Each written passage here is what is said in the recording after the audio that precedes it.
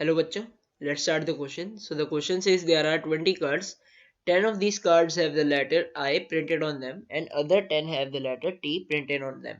If 3 cards are picked at random and kept in the same order, the probability of making a word IIT is. तो इस question में basically आपको एक formula समझ आना चाहिए, ठीक है.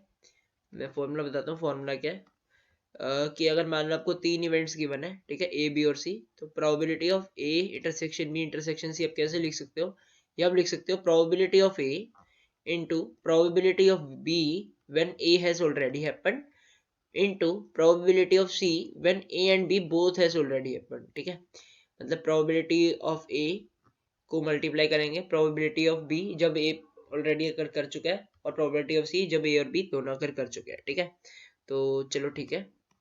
हमें अपने क्वेश्चन में कहा गया कि हमारे पास 20 कार्ड्स है. ठीक है, 20 कार्ड्स है.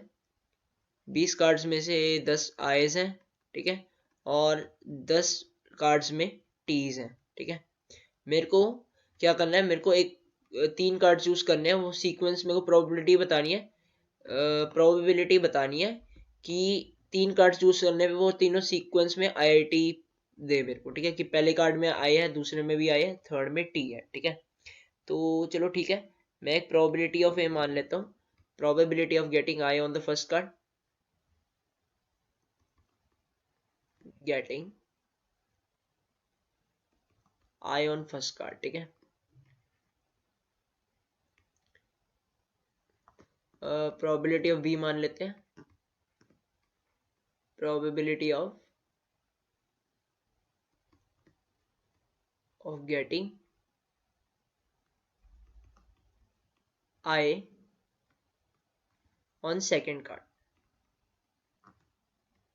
ठीक है, और जो प्रोबेबिलिटी ऑफ सी मान लेता हूँ वो क्या होगी, प्रोबेबिलिटी ऑफ गेटिंग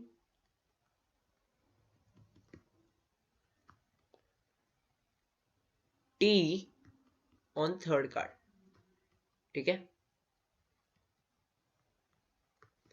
चलो अब हम इस फॉर्मूले का यूज करते हैं. ठीक है, अब देखो कि आपको कहा गया कि प्रोबेबिलिटी ऑफ ए इंटर, मैं चाहता हूं कि ये तीनों इवेंट्स अकर कर जाए. ठीक है, कि फर्स्ट कार्ड पे आया जाए, सेकंड पे भी आया जाए, थर्ड पे भी टी आ जाए.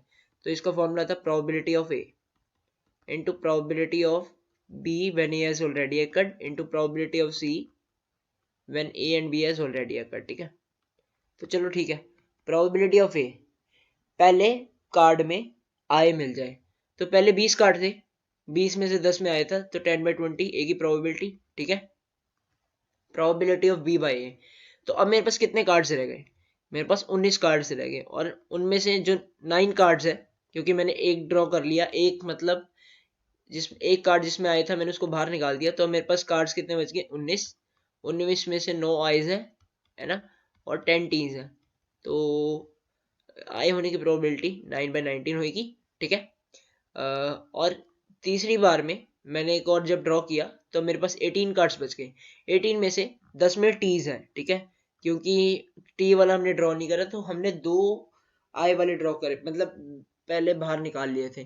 ठीक है, तो मेरा कुछ 10/18 प्रोबेबिलिटी आएगी थर्ड कार्ड की टी होने की. ठीक है, तब 10/18 वो प्रोबेबिलिटी है जब मेरे ए और बी दोनों आईज हैं और जो सा सी है वो टी होगा. ठीक है, तो मेरी कुछ ये इक्वेशन बनेगी. ठीक है, तो चलो ठीक है, कैंसिलेशन करते हैं. ये देखो ये कैंसिल हो जाएगा.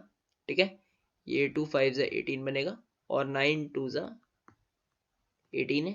ठीक है, तो ये मेरा 5/38 आंसर आएगा. ठीक है, मेरा आंसर 5/38 आएगा. चलो ऑप्शन देखते हैं.